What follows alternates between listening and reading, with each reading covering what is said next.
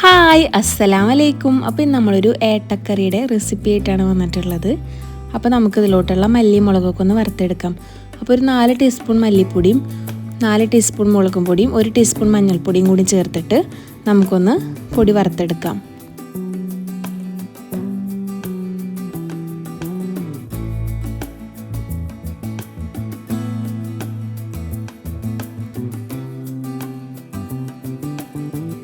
അപ്പം മീൻ നമ്മൾ കഷ്ണങ്ങളാക്കിയിട്ട് അരിഞ്ഞു വെച്ചിട്ടുണ്ട്. അതൊക്കെ നന്നായിട്ടൊന്ന് കഴുകിയെടുക്കാം.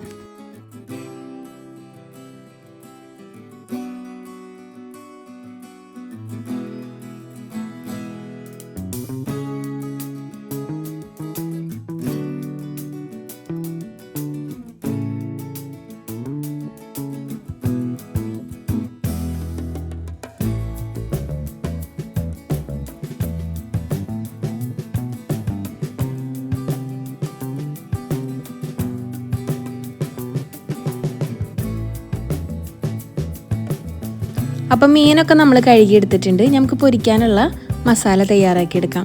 അപ്പോൾ അതിനാവശ്യമായ മുളകും പൊടി, മഞ്ഞൾപ്പൊടി, ഉപ്പ്, കുരുമുളക്, പെരുംജീരകം പൊടിച്ചത്, ജിഞ്ചർ ഗാർലിക് പേസ്റ്റ്, കുറച്ച് ലെമണും കൂടി ഒഴിച്ചിട്ട് മസാല നമുക്കൊന്ന് നന്നായിട്ട് മിക്സ് ചെയ്തിട്ട് മീനുമ്മ തേച്ച് പിടിപ്പിക്കാം.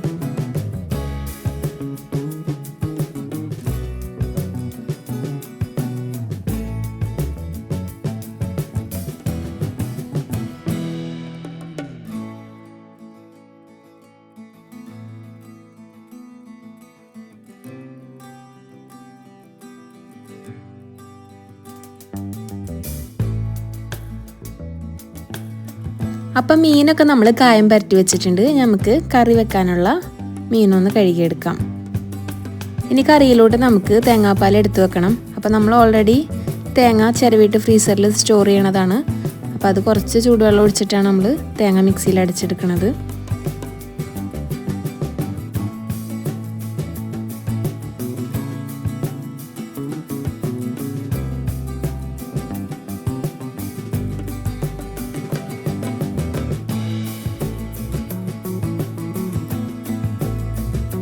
അപ്പോൾ നമ്മുടെ തേങ്ങാപ്പാൽ ഇവിടെ റെഡി ആയിട്ടുണ്ട്. അപ്പോൾ അത് നമുക്ക് മാറ്റി വയ്ക്കാം.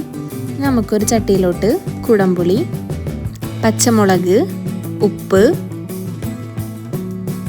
കറിവേപ്പില, ഇനി നമ്മൾ വറുത്ത് വെച്ച മുളകും മല്ലിയും മഞ്ഞളും കൂടിയിട്ടുള്ള പൊടിയും കൂടി ഇതിൽ ഇട്ട് കൊടുത്തിട്ട് തേങ്ങാപ്പാൽ ഒഴിച്ചിട്ട് നന്നായിട്ടൊന്ന് മിക്സ് ചെയ്തിട്ട് എടുക്കാം.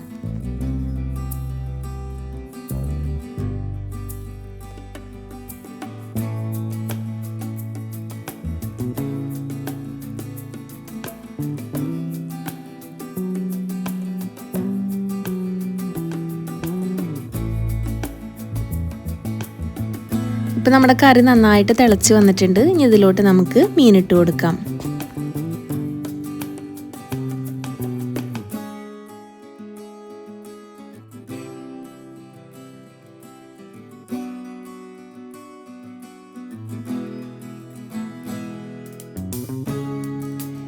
ഇനി നമുക്കിതൊന്ന് വെന്ത് വരാൻ വേണ്ടിയിട്ട് അടച്ചു വെച്ചിട്ട് വേവിക്കാം.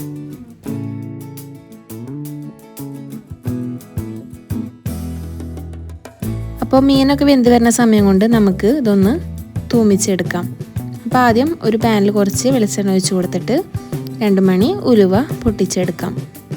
ഇനി ഇതിലോട്ട് ചുവന്നുള്ളി അരിഞ്ഞിട്ട് കൊടുക്കാം. കറിവേപ്പിലയും കൂടിയും ഇട്ട് കൊടുത്തിട്ട് നന്നായിട്ട് ബ്രൗൺ കളറായി കിട്ടണം.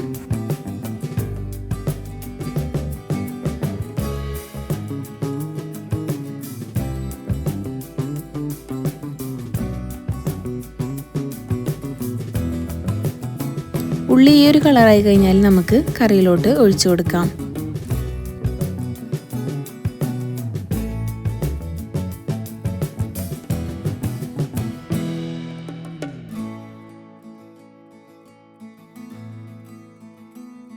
അപ്പം നല്ല ടേസ്റ്റി ആയിട്ടുള്ള ഏട്ടക്കറി ഇവിടെ റെഡി ആയിട്ടുണ്ട്. എല്ലാവരും ഇതുപോലൊക്കെ ഒന്ന് ട്രൈ ചെയ്ത് നോക്കി വെക്കുക. അപ്പം നമുക്ക് ഏട്ടക്കറി ഉണ്ടായിരുന്നു, ഏട്ട പൊരിച്ചതുണ്ടായിരുന്നു, മാന്തൽ പൊരിച്ചതുണ്ടായിരുന്നു, പയറുപ്പേരി, പപ്പടം ഒക്കെ ഉണ്ടായിരുന്നു. അപ്പോൾ അടിപൊളി ടേസ്റ്റുള്ള കറിയാണ്.